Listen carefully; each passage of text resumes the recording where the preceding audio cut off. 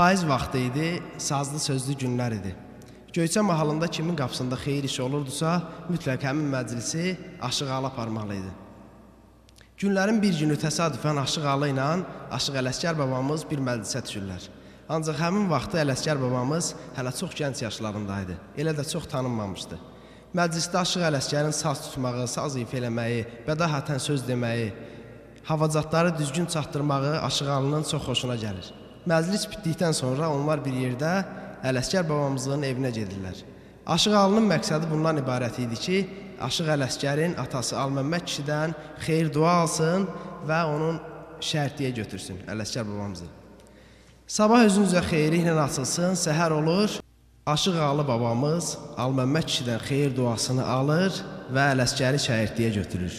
Və bu zaman öz sazını Ələsgər babamıza hədiyyə verir. Deyir, Ələsgər, sən bilirsənmi ki, aşıqlıq təkcə sazı düzgün ifa eləmək, havacatları düzgün çatdırmaq deyil, şeiriyyatdan bəlli olmaq deyil. Aşıqlığın başqa qanunları, qaydaları da var.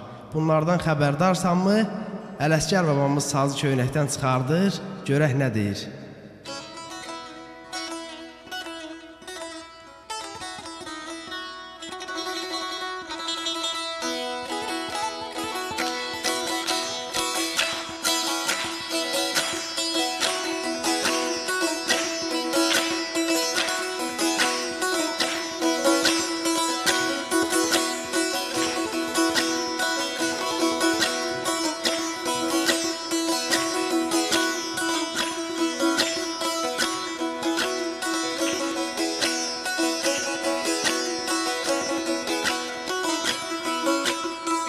Aşıq olub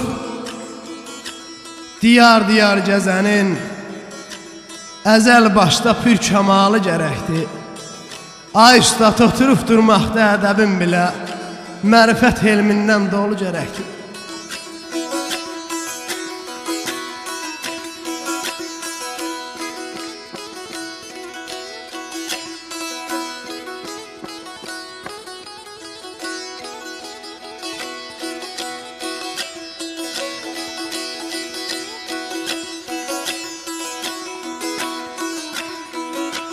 Xalqa həqiqətdən mətləb qandıra, şeytanı öldürə, nəfsin yandıra, el içində paç otura, paç dura, dalısınca xoş sədalı gərəkdir.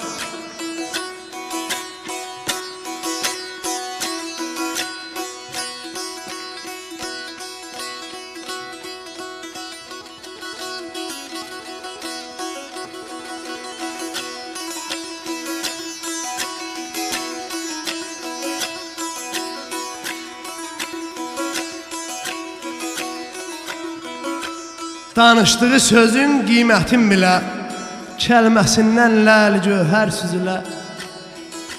Məcazi danışa, məcazi gülə, ay usta, tamam söz müəmmalı gərəkdir.